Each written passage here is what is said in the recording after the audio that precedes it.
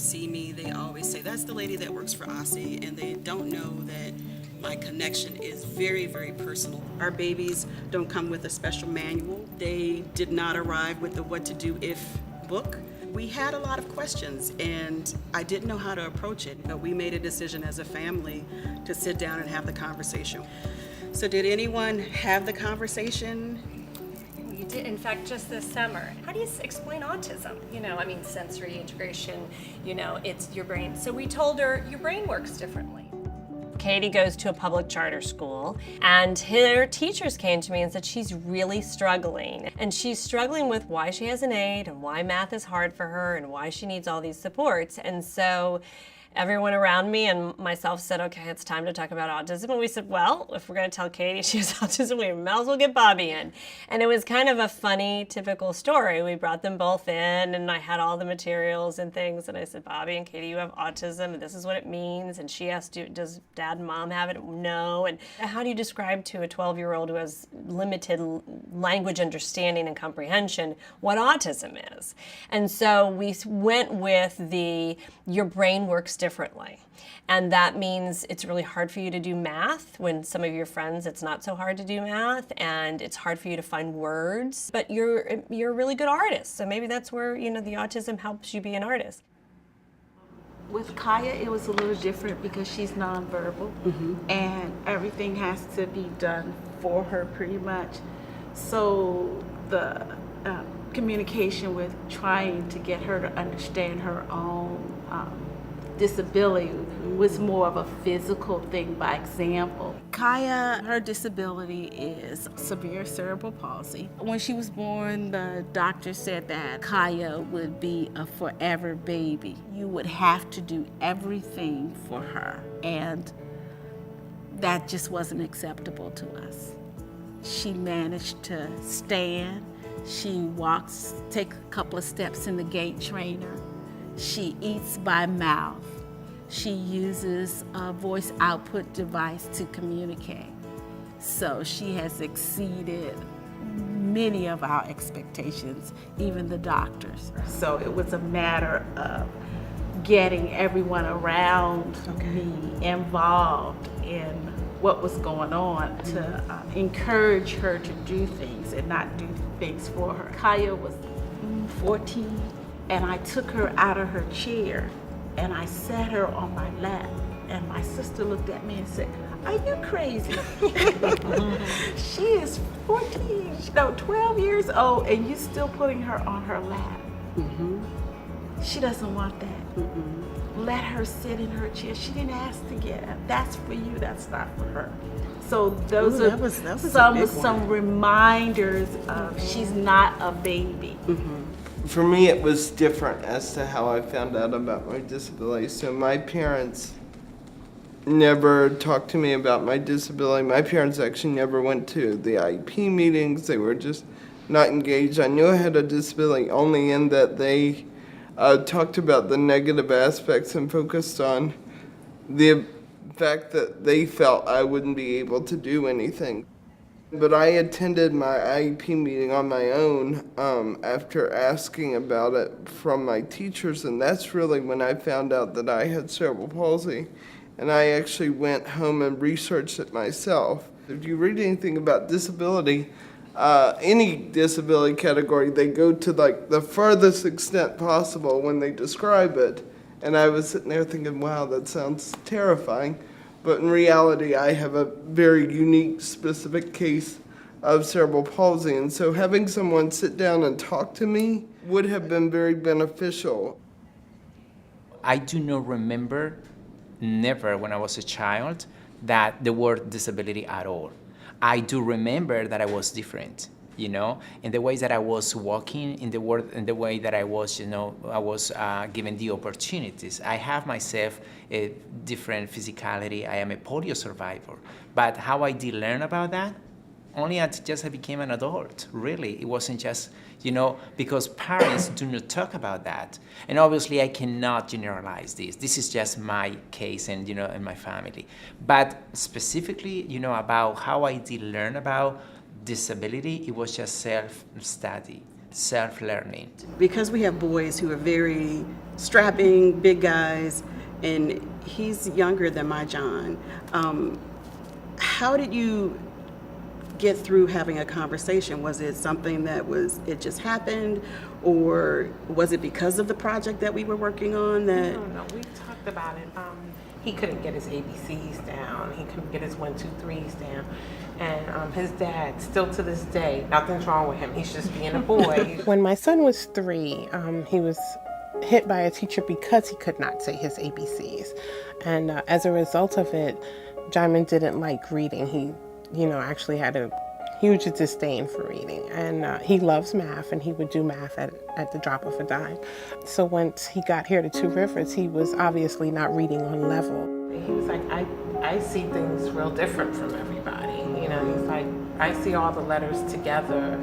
Like you said, you learn differently, your brain operates differently. And then you went through, at least I did, went through feeling like, am I not being a good mother? Sure. What am I doing? Why can't he just follow in the footsteps of his sister?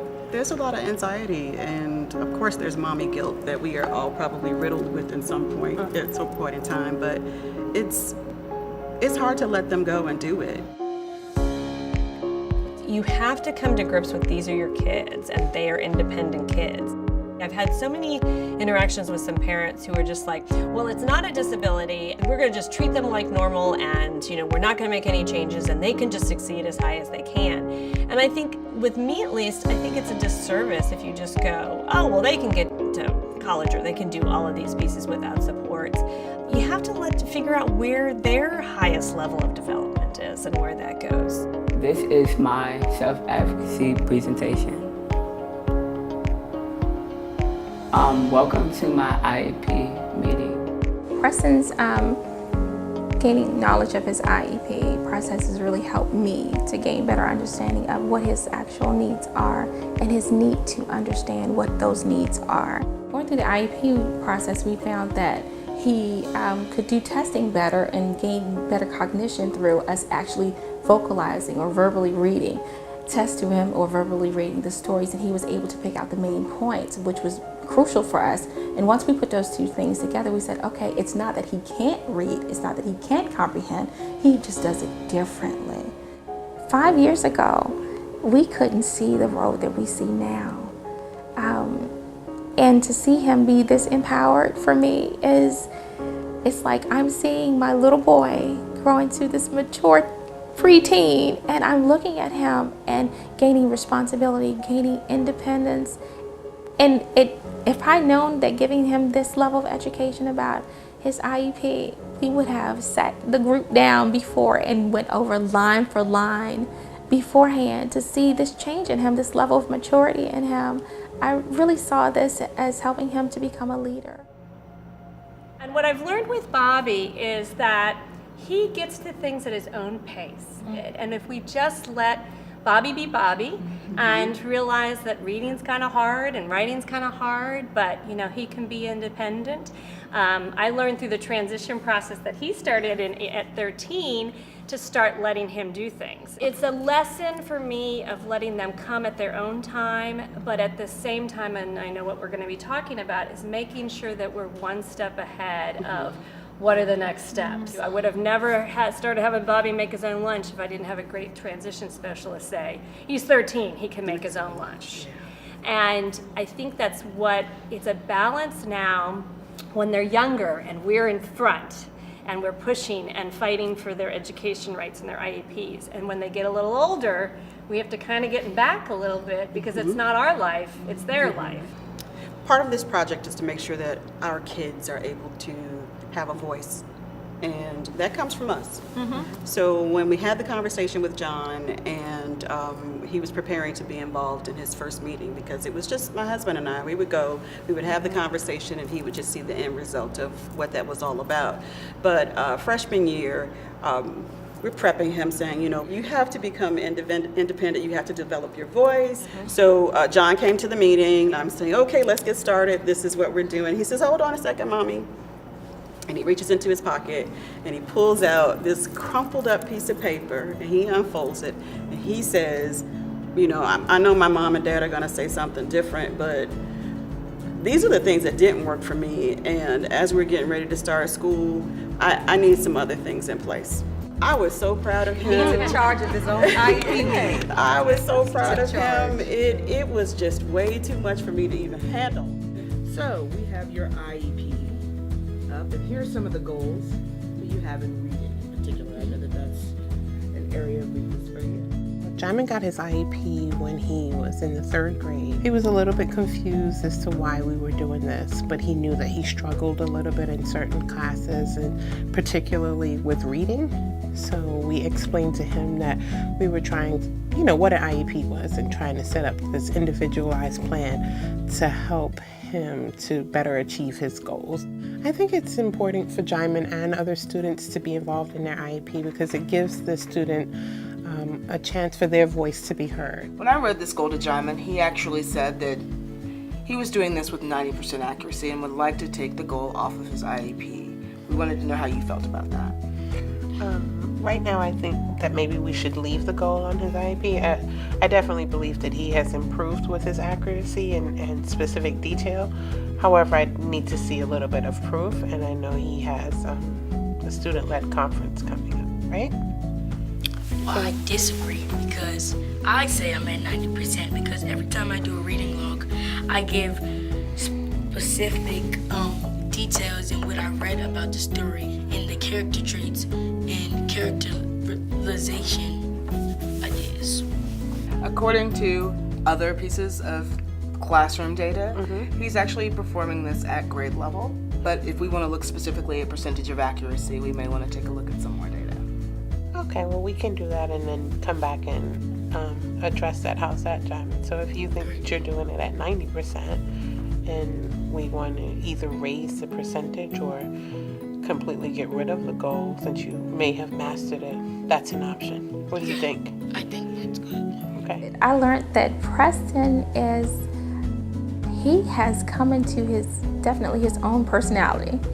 He knows what his goals are for the future, and he knows what the plan is for him to get there. He wants to be a chef. He knows how important reading is in order for him to be a chef. He can articulate that to me, and he can take time now to understand that, math is my strength, but as long as I continue to work on my reading, I'll get there. My plan for the future to learn how to cook more and to own my own restaurant. Tariana is transitioning now into the workforce. My goal and Tariana's goal is now, what does she do to prepare herself for the future? And she loves to network. She's going to different events. She's meeting people, and she has a future. Going through this book and looking at what comes next, an introduction.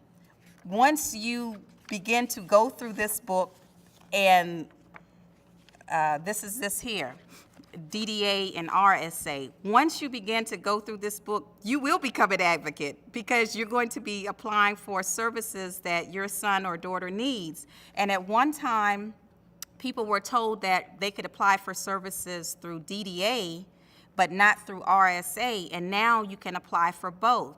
And RSA is a great benefit because they provide vocational training and technology for those in the program. So the resources are out there, and as you begin to apply for services, you are advocating for your son or daughter. I always tell parents it's very critical for them to identify the appropriate services in terms of early intervention services, such as physical therapy, speech therapy, occupational therapy. Chances are, if I didn't get the early intervention services or the appropriate services early on, chances are I would not be serving as the director of the DC Development Disability Council. Through this whole process, I've learned that as an advocate for him, my job is to educate him to educate the people in the room in regards to him, and also absorb as much education about the process I can so I can better serve him. This is how you can help me. I would say my advice to a family is if you think your child is ready, talk to them about it. It's not about when you are ready, it's when you think they can understand, when they are expressing their desire to want to know what's happening. Have the hard conversation. I'm so glad that I told Kayla, you know, the autism is part of who she is, and it always will be there. You have to find their spark. And whatever that spark is that motivates them, let that set the fire. Yes. Okay? Because that is going to be the catalyst that takes them to that next level. And that's what I need to say to parents. You make sure you find that spark and work with it. You know, they have studies upon studies upon studies about parent involvement and engagement. They talk all the time about what we can do, but I believe it, that parents are at the core, family is at the core of making sure that our kids are successful. That's right. What I did was trust my gut feeling, what I knew to be true inside of me, just go what feels right to you. Children are resilient. They are very resilient, and they will do whatever they are encouraged to do. And so just encourage them. Watch them, see what they can do best. Let them show you who they are.